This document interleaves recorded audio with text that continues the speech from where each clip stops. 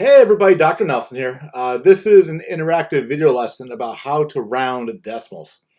So what you're going to do is you're going to take notes with me on this first page, and then you have a chance to pause the video and try some problems on your own. And then at the end, you can see how you did on those problems. Okay? So what exactly does it mean when we're rounding? Well, think about it. We round all the time. If I asked you to tell me how many students are in your school, okay, you might say something like, I don't know, 500 or 1,000 or 2,000, right? When in fact, the actual number might be like 492 or 956, okay? So rounding is a way to really simplify things. So let's write that down right next to the word rounding. All it is really simplifying.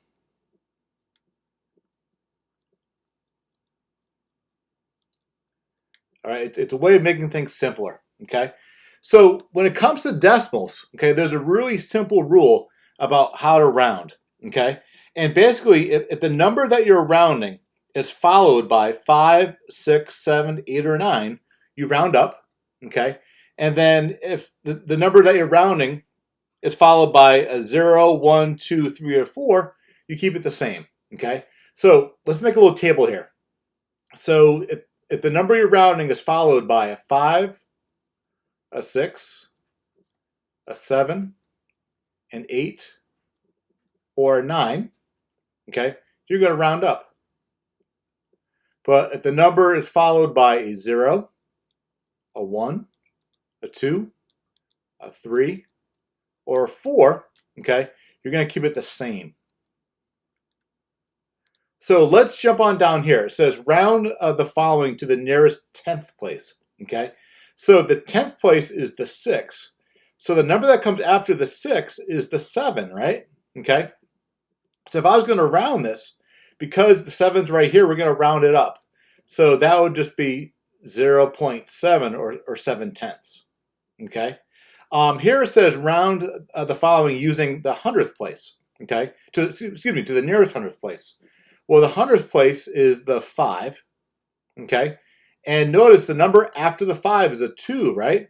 So we're going to keep that 5 the same. So if we're going to round it, it would just be 0.45 or 45 hundredths. Okay? So really what you're doing is you're picking the closest side that the number is attached to.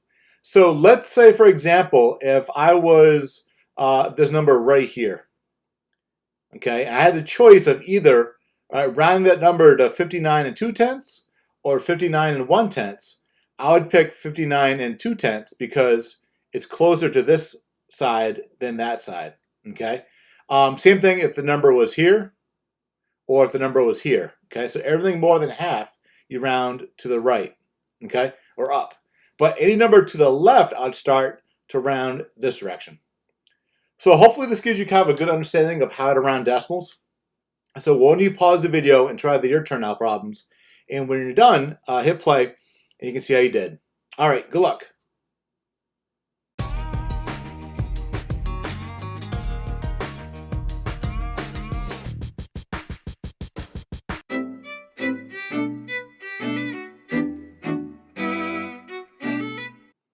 All right, friends, welcome back. Let's see how you did with these practice problems. So the first one says round the following to the nearest 10th place. So we know the 10th place is a 3, okay? And because the number that comes after the 3, okay, is a 4, we're going to leave the 3 the same, okay? So this would round to 3/10. All right, next one. It says round the following to the nearest 100th place. Well, the 100th place is this 7 right here. And the number that comes after the 7 is a 2, okay? So because that's a 2, again, it's in this category. So we're going to keep it the same. So it'll just be rounded to 77 hundredths. And then finally, we're going to round the last one to the nearest thousandth place. And the thousandth place is the 8, okay? And the number that comes after the 8 is a 7. And according to this chart, if the number that comes after the one you're rounding is a 7, we're going to round up. So this is going to turn the 8 into a 9. So it'd be 249 thousandths. All right, how'd you do?